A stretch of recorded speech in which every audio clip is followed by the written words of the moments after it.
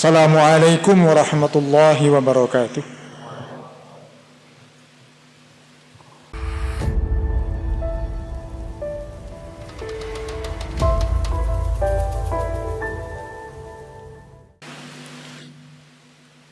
Alhamdulillahi rabbil alamin. Nahmaduhu wa nasta'inuhu wa nastaghfiruh.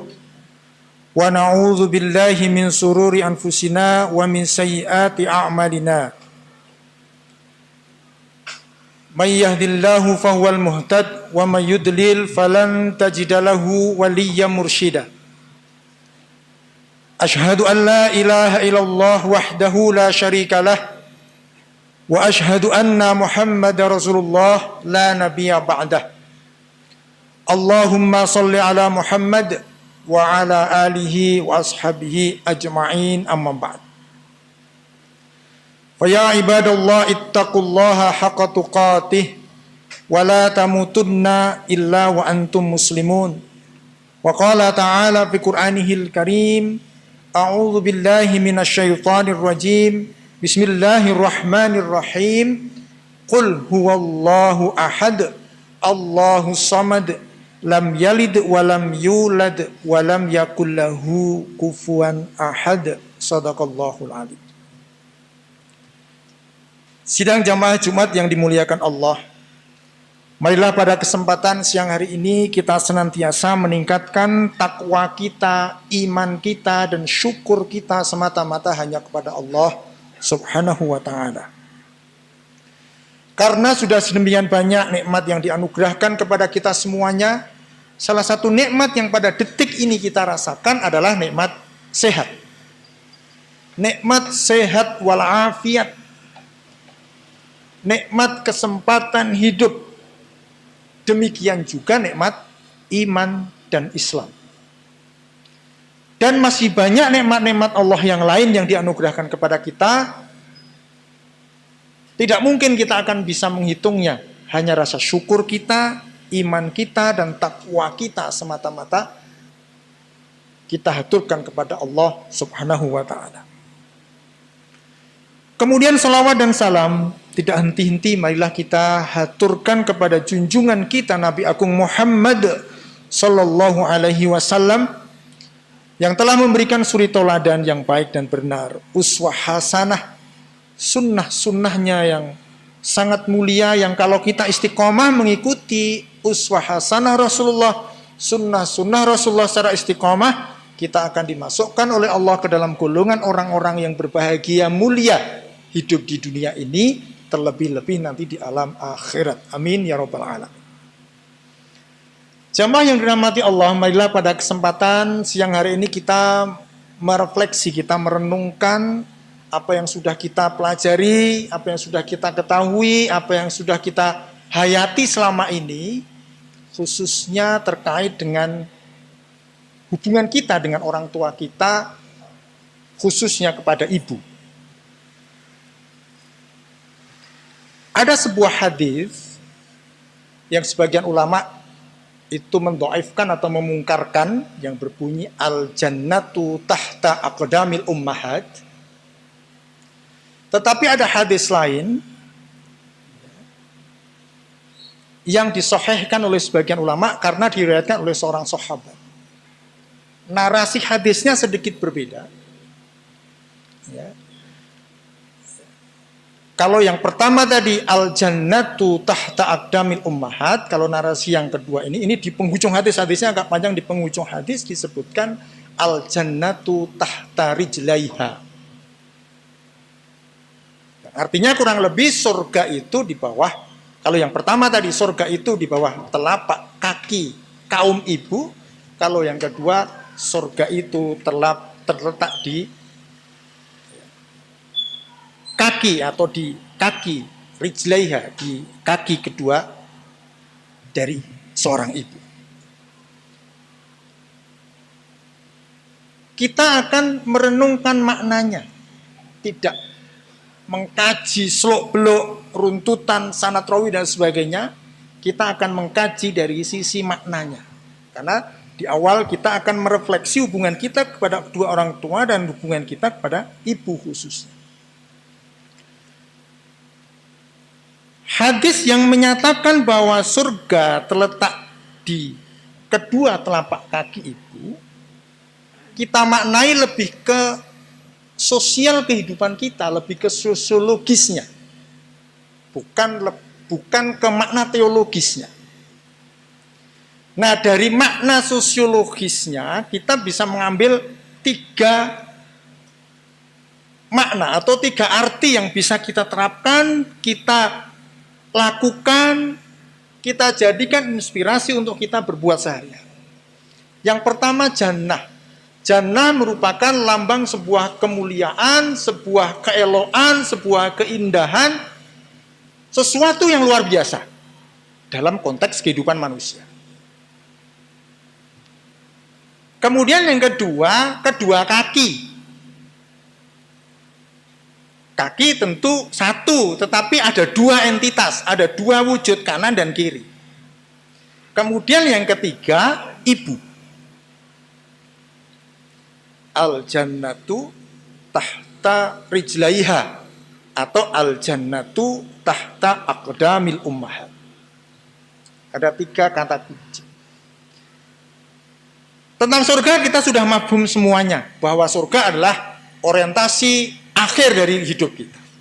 Surga adalah kemuliaan, surga adalah tujuan kita, surga adalah segala sesuatu yang seluruh hidup kita tujukan ke sana. Berarti tujuan akhir kita, kesuksesan. Dalam konteks sosiologis berarti kesuksesan kita, kesejahteraan kita, kebahagiaan kita hidup di sini di dunia dan nanti di akhirat. Yang kedua tentang ibu. Hadis ini memaknakan bahwa Islam sangat menjunjung tinggi ibu. Bukan berarti kemudian di telapak kaki ibu kita itu ada surga, bukan begitu. Kita pulang kemudian ibu kita, mana bu? Telapak kakinya kanan dan kiri dibuka. Terus di situ ada surga, bukan begitu kita memaknai. Tetapi hadis ini memposisikan ibu media sebuah kemuliaan. Ibu itu lambang kemuliaan. Maka untuk menuju kemuliaan yang ada di sana, kemuliaan yang paripurna, kita memulai dari kemuliaan yang disimbolkan sebagai seorang ibu. Jadi di sini makna pertama, Islam memuliakan seorang ibu yang pada konteks sosial pada waktu itu, seorang ibu, seorang perempuan itu begitu hina dalam kehidupan sosial masyarakat pada waktu itu, seperti komoditas, bisa diwariskan, bisa dan sebagainya. Tapi Islam hadir di situ. Kemudian yang ketiga, kaki. Kita maknai kaki bukan kaki secara tekstual, tetapi di situ adalah sebuah makna sosial yang kalau kita hendak menuju kepada orientasi akhir dengan media yang mulia, atau kita menuju kepada kesuksesan di sana, kita pun harus melakukan dengan media-media yang baik. Nah, media yang baik ini dilekati sifat kedua kaki. Kedua kaki itu unsur-unsur dalam kehidupan kita yang harus kita padukan. Ada berbagai elemen dalam kehidupan kita. Kita berhadapan dengan berbagai macam warna, kita hidup dalam berbagai macam corak, kita hidup berhadapan dengan berbagai macam situasi dan kondisi. Bagaimana kita seorang muslim yang baik untuk bisa sukses menuju ke sana harus mampu memadukan unsur-unsur itu. Gak bisa kita hanya ambil satu kaki, karena kita melangkah dengan satu kaki tentu tidak akan menuju kepada kebaikan yang paripurna. Bukan berarti kita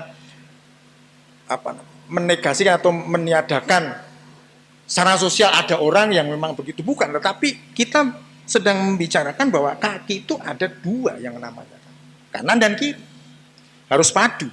Melangkahnya berbeda mungkin, tetapi harus padu menuju ke sana. Tidak mungkin kaki satu melangkah ke sana, satu melangkah ke belakang, tidak mungkin, tidak akan maju.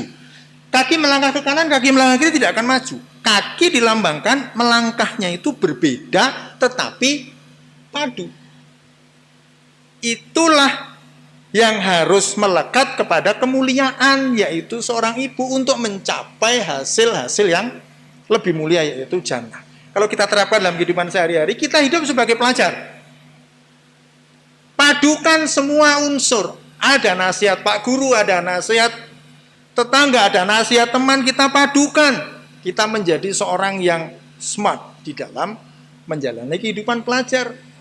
Mata pelajaran kita pelajari dengan baik. Sebagai mahasiswa, sebagai pegawai kantor, sebagai apapun profesi kita, sebagai pedagang, sebagai bisnismen, sebagai manajer, sebagai apapun, kita harus mampu memadukan itu dengan kebaikan-kebaikan untuk mencapai kesuksesan. Ini sebuah pesan yang perlu kita pahami, bahwa al-jannatu tahta rijlaiha atau aqdamil umat, itu sebuah pesan supaya kita menjalani hidup di dunia itu harus selalu baik. Secara teologisnya kita baik kepada ibu dan kepada orang tua, khususnya kepada ibu.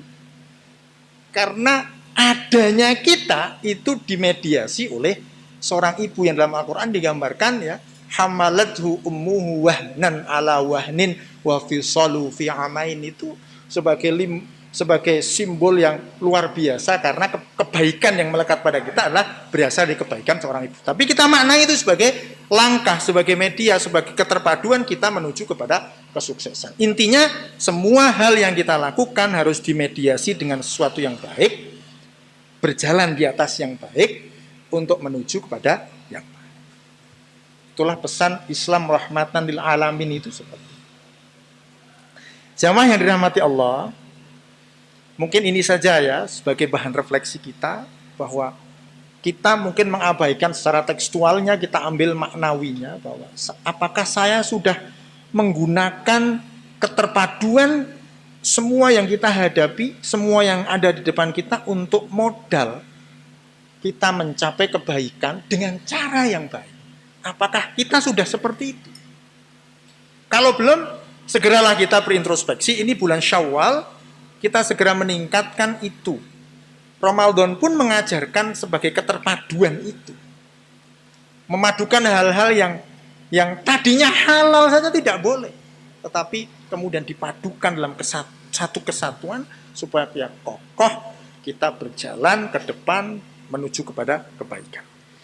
Mungkin hanya itu yang bisa kita sampaikan, semoga bermanfaat khususnya pada diri pribadi saya sendiri dan selebihnya kepada jamaah sekalian.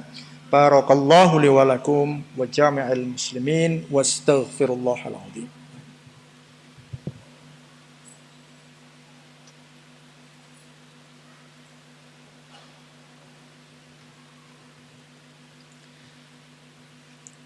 Alhamdulillahi rabbil alamin wa bihi nasta'inu ala umuri dunya waddin wassalatu wassalamu ala asyrafil anbiya'i wal mursalin wa ala alihi wa ashabihi ajma'in. Faya ibadallah ittaqullaha wa salu khamsakum wa sumu syahrakum wa kunu ibadallahi ikhwana. Jamaah yang dirahmati Allah, untuk khutbah kedua ini marilah kita panjatkan doa kepada Allah. Semoga apa yang sudah kita lakukan dicatat oleh Allah sebagai kebaikan. Dan kalaupun ada salah dan dosa, Allah memberikan maghfirah kepada kita semuanya, tuntas semua diampuni oleh Allah SWT. Dan langkah kita ke depan, kita memohon Allah membimbing kita, Allah membina kita, Allah menuntun kita, Allah meridhoi kita, Allah memberikan rahmat, hidayah dan maunah inayahnya kepada kita terus selama perjalanan hidup kita sampai kita nanti menuju ke tujuan akhir kita, yaitu surganya Allah Subhanahu wa taala. Amin ya rabbal alamin. Oleh karena itu marilah kita panjatkan doa, semoga doa-doa kita dikabulkan oleh Allah Subhanahu wa taala.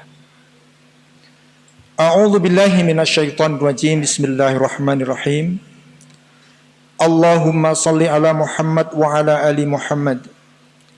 Allahumma ighfir lil mu'minina wal mu'minat wal muslimina wal muslimat al ahya'i minhum wal amwat faya qadiyal hajat Rabbana atina fid dunya hasanah wa fil akhirati hasanah wa qina adzabannar. Rabbana taqabbal minna innaka antas samiul alim wa tub 'alaina innaka antat tawwabur rahim. Allahumma arinal haqqa haqqan warzuqna ittiba'ah wa arinal batila batila warzuqna ijtinabah. Subhanaka rabbika rabbil izzati amma yasifun wa salamun 'alal mursalin walhamdulillahi rabbil alamin. Aqimus shalah.